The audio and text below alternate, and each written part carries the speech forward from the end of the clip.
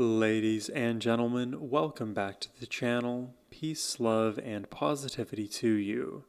My name is Sohum, and today I'll be giving a first-time reaction to soul and R&B singer Otis Redding. I've never heard of Otis before, so this is going to be a very fresh reaction for you all today.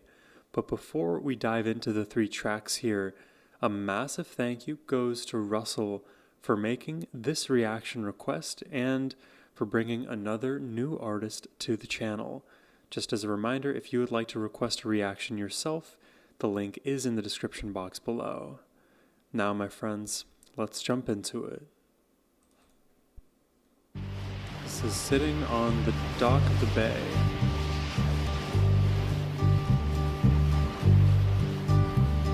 Sitting in the morning sun, I'll be sitting when the evening comes. The bass is very bulbousy. Watching the ships roll in. It's like kind of covering the piano a And I'll little watch them roll away again. Yeah. I'm sitting on the dock of the bay. bit. Oh, I like that Watching the melody. tide roll away. Sitting on the dock of the bay. Ooh. Interesting. So that do, that last note that they were ending on just changed here in this section. So this is almost like the third pass of this progression. But that note that was landed on, I think it is if we're in the minor scale, that is the second note in the scale. And whenever it's played, it gives this kind of ambiguous melodic feeling. You could almost call it like the bittersweet note. Because it doesn't resolve to the do. It doesn't resolve to that root note, which would be the one in the minor scale. And it doesn't also resolve up to the third scale degree in the minor scale, giving it a sort of major resolution. It does neither. It sits right in the uncomfortable middle. I feel like that is where all the melodic money is being made. Watching the tide roll away. Sitting on the dock of the bay. This is such a relaxing vibe. I really like Otis's voice. He has this kind of straight up delivery I about it. left my home in Georgia, headed for the Frisco Bay. I've had nothing to live for. Look like nothing's gonna come my way. So I'm just It's like he's having a conversation with us. He hasn't belted once yet. His singing has been very relaxed, super conversational. I like that almost just straight up approach. gonna sit on the dock of the bay. Even his Watching the phrases are rather tide short. roll away. Sitting on the dock of the bay, wasting time.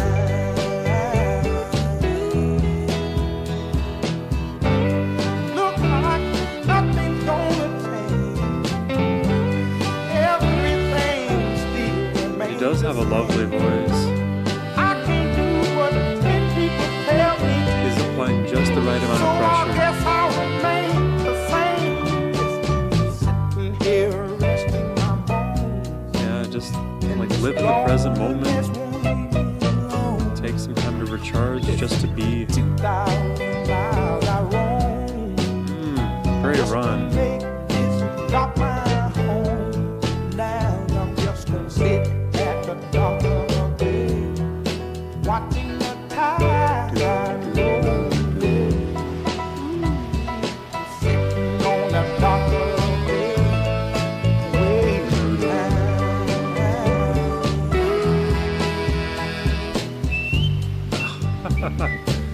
I love the whistling with the washing of the waves.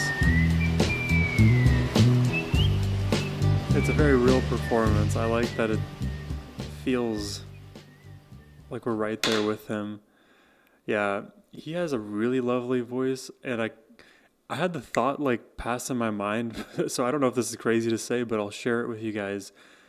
The way his voice kind of sounds, it is a bit it reminds me of like a father just giving you like life advice or just recounting an experience he's had. There's something very warming about his voice, very comforting about his voice. Like, I would like to just hear him share stories of his life. I feel like I would just be glued to whatever he's going to say next. Yeah, I don't know. Fatherly comes to my mind, but this is a lovely song. Great melody. That hook, that do do do do do. I love that melody. I love how simple it is and how beautiful of a melodic atmosphere it creates because of the ambiguity.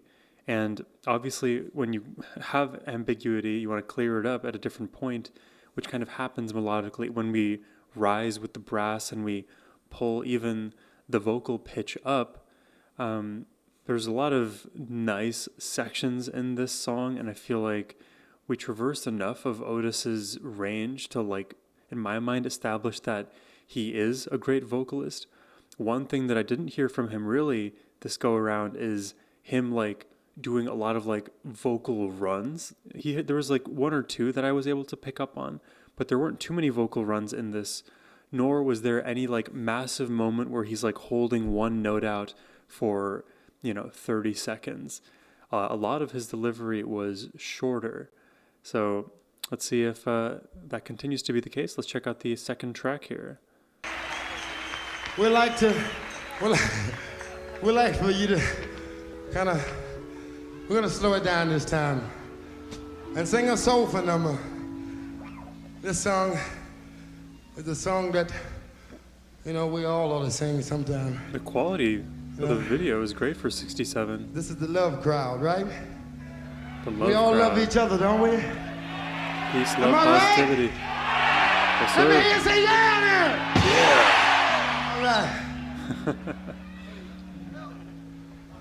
I've been loving you. Oh, he's gonna seduce us. Long to stop now. Dude. You were tired Oh, and you want to be free. that's the first time I've heard him go for a note like that. My Wow, love the is power. growing stronger as you become a habit to me. Oh wow, I've been loving you. loving you is becoming a habit. I like that. Oh, too long. Yeah, and you can tell in this particular song and performance, there is a lot more emotionality in his delivery. And not that there wasn't emotion in the first song, but he is quieter, so a lot of those more bombastic emotions of like pure like love just showering the other person in praise, or like hate and anger, and you're going in, like those are some emotional extremes. And to be honest, I don't say this enough, but the subtleties in emotional delivery are something to be appreciated and maybe pointed out more. Often the reason we miss out on some of the subtleties is because the more flashy sections or the huge drops end up getting recounted more. But when you're going for something that is more purposeful or more even niche and specific, withdrawing that intensity is a great way to like nail the nuanced emotion. Oh, too long. So he's good at doing both. And I don't want to stop now. Oh. Getting blasted by the music. Do it just one more time. One more. Yeah, one more time. That was fun. With you, man,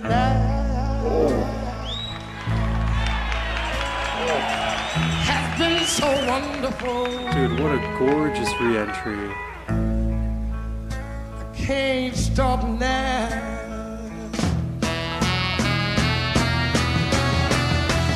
You are tired,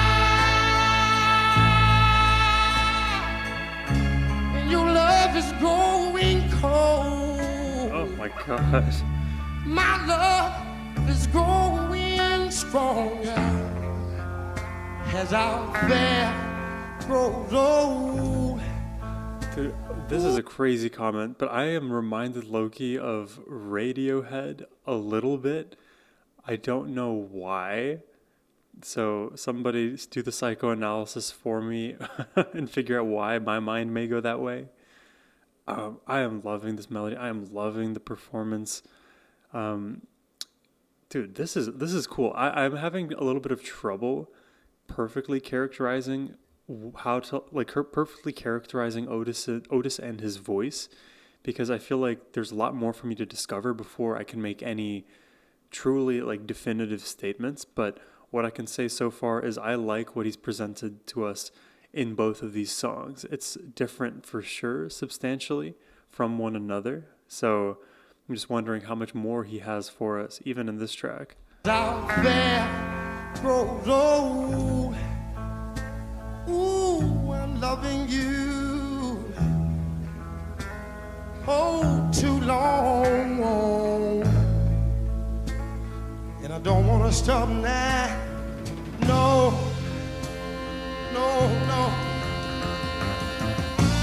I've been loving you just a little bit too long. And I don't want to stop now. I love the intensity building in his voice. You can hear a bit of that grittiness. And don't make me stop now. Oh, have mercy. No, baby. I'm down on my knees. Please don't make me stop now, yeah. I love you with all my heart, and I can't stop now. Please, yeah. Don't make me stop now, yeah. I love you with heart and soul. I love you. Good God Almighty, I love you, baby. I love you, honey. Good God Almighty, I love.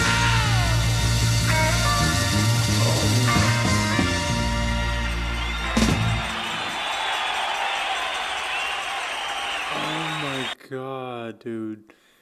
That was a complete outpouring for the last like minute and a half. I love that.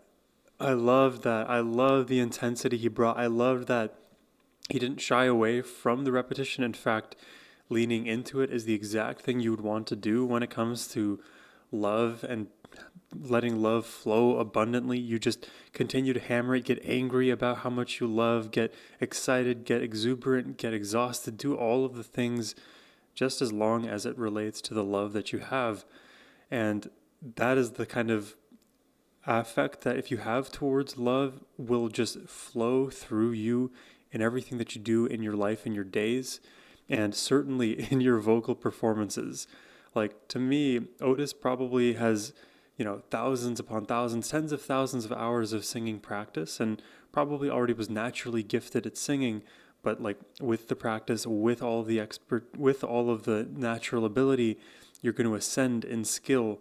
But the thing that will take you further over the edge than anything is your entire being into that performance.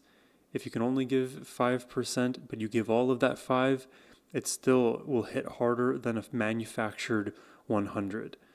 And I know like this is not necessarily about just the music industry in general, but performances like this are all too uncommon lately.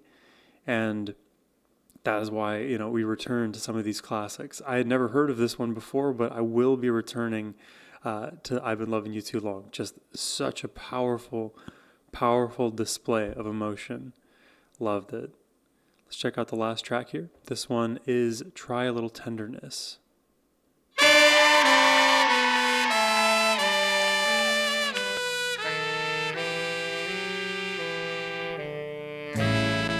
One day before... Oh my God, what happened? Oh, she may be weird. Wait, what happened? Them young girls, they do get wearied. Hold Hold on, I have to look this up now. I don't think I can get through the song without tearing up. Otis Redding, death, I guess.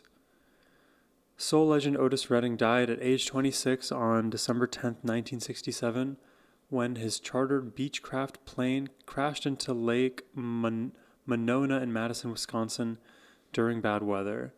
Redding and 4 members of his backing band, the Bar-Kays, were killed while traveling to a concert. Only one member, Ben Cauley, survived the crash. How did it crash? Oh man, dude, this is gonna be hard to get through now. Oh, she may be weary. Them young girls, they do get wearied wearing that same Feels like I just discovered him, and miniskirt dress. Yeah. But when she gets weary, you try your little tenderness. Yeah. Oh man,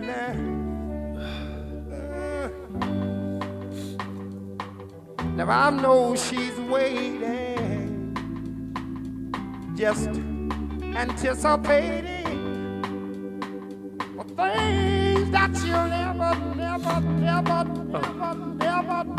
possess. No. But while she's there waiting, try just a little bit of tenderness. That's all you got to do.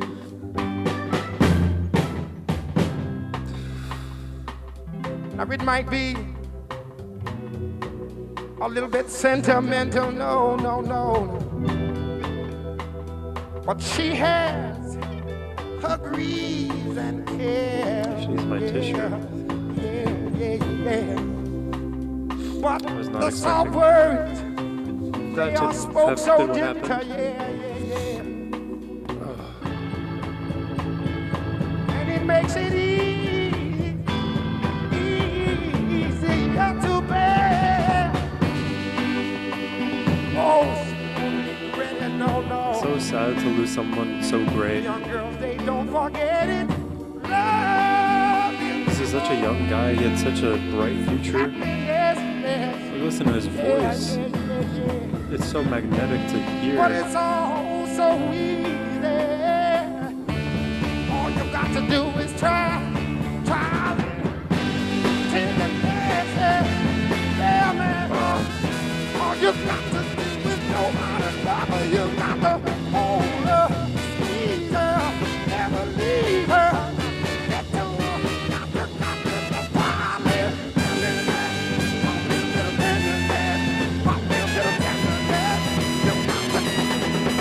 You got to hold her, squeeze her, never leave her. Got to just promise. Look at the physicality of his performance. He puts everything into it. Screaming into the mic, matching the intensity of the instruments.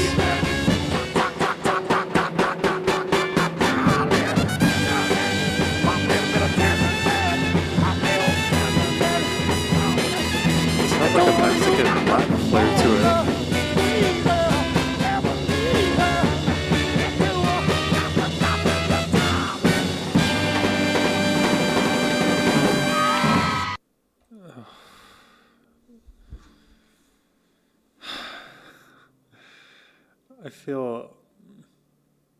I feel like I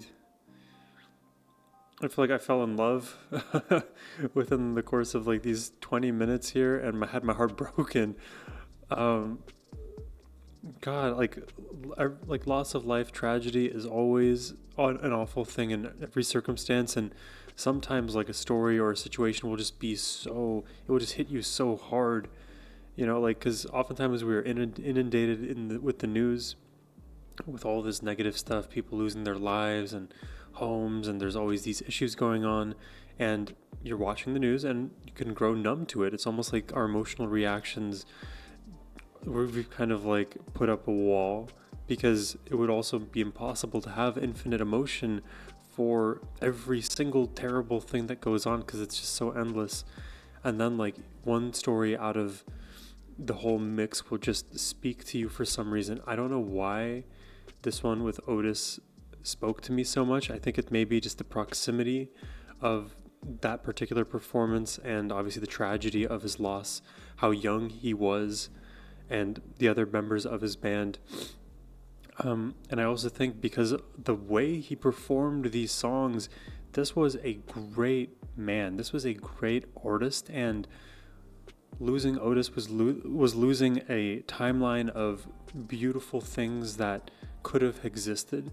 But strip that all away. Who cares about the art? Like, we've lost a great person just through his performance. I can tell, like, he is exactly who he sings about being. Like, you can't just yell to the, you can't just like, I don't know what I'm trying to say. I feel like his performances, especially in the second two tracks, with how much he put out there, I feel like that comes from such a real place, such an inspiring place.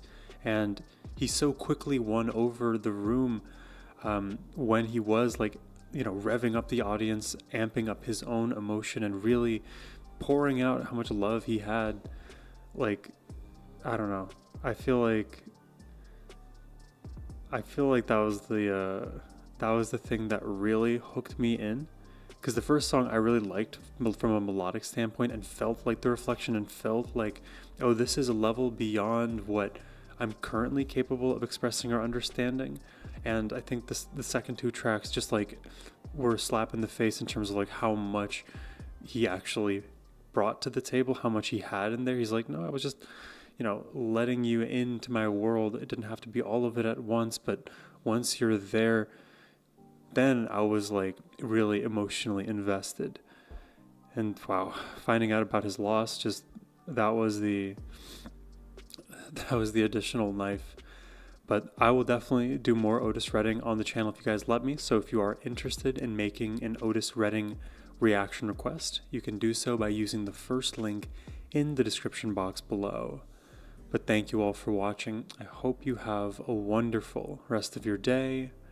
Take care and peace.